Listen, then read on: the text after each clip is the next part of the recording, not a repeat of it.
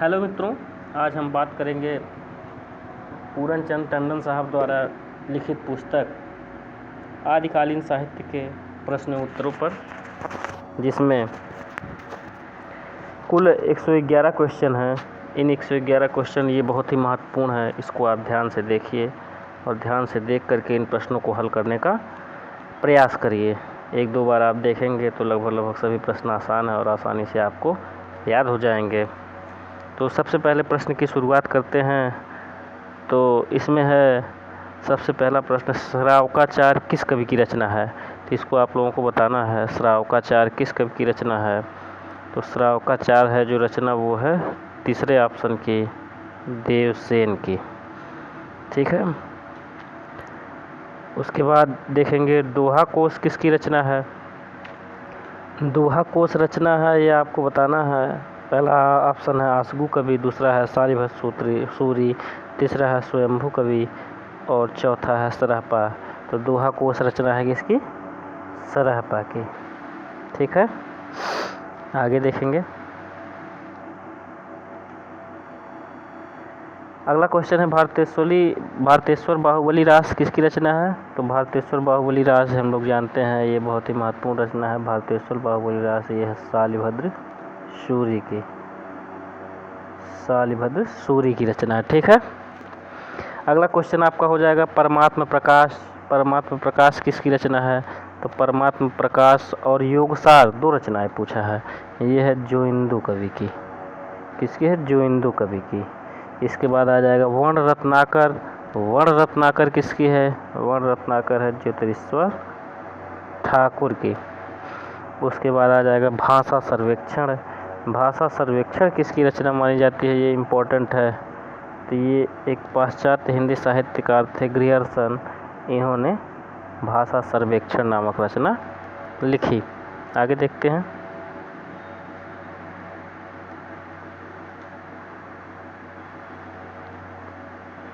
हिंदी साहित्य का प्रथम इतिहास इस्तवार द ललित्रोत्तर एंदुई हिंदुस्तानी किस भाषा में लिखा गया है? तो ये बहुत ही आसान सा क्वेश्चन है, इसको आप लोग जवाब देंगे इसका, तो इसका जवाब हो जाएगा फ्रेंच भाषा में। ठीक है।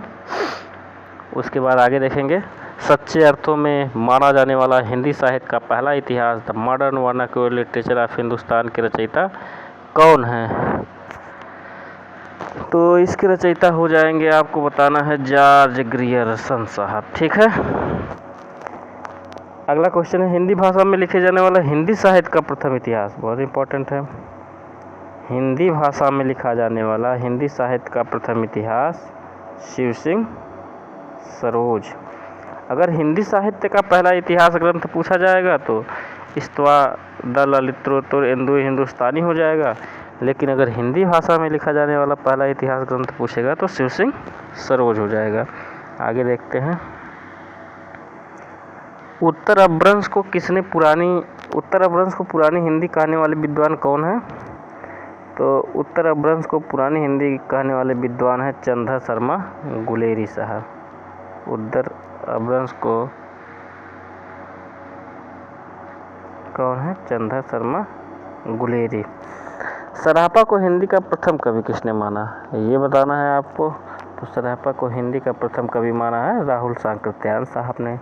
उक्त व्यक्ति प्रकरण के रचयिता कौन है? तो ये आपको बताना है, बारक तीसरा दामोदर शर्मा। इम्पोर्टेंट है। और यही दामोदर शर्मा जो है, ये गोविंद चंद के पुत्रों को संस्कृत की शिक्षा देने हेतु जो है, इन्होंने उक्त व्यक्ति प्रकरण की रचयिता की। अपभ्रंश व्याकरण की रचयिता कौन है? अपभ्रंश व्याकरण की रचयिता कौन है? हेमचंद साहब है। ठीक है। अपभ्रंश व्याकरण के रचयिता हेमचंद साहब है। ठीक है। मिश्र बंधुओं द्वारा रचित मिश्र बंधु विनोद कितने भागों में विभाजित है? तो ये 14वें का आंसर हो जाएगा। आपको बताना है, एक भाग में, दो भाग में, चार भाग में, तीन भाग में। तो मिश्र बंधुओं द्वारा रचित मिश्र बंधु विनोद ये 4 भागों में विभाजित है। ठीक है। आगे देखते हैं। वीर गाथा काल को संधि काल एवं चारण काल की संज्ञा किसने दी? ये आपको बताना है। डॉक्टर राम कुमार वर्मा साहब हो जाएंगे। जब चारण काल या संधि काल नाम आ जाएगा तो राम कुमार वर्मा साहब आ जाएंगे।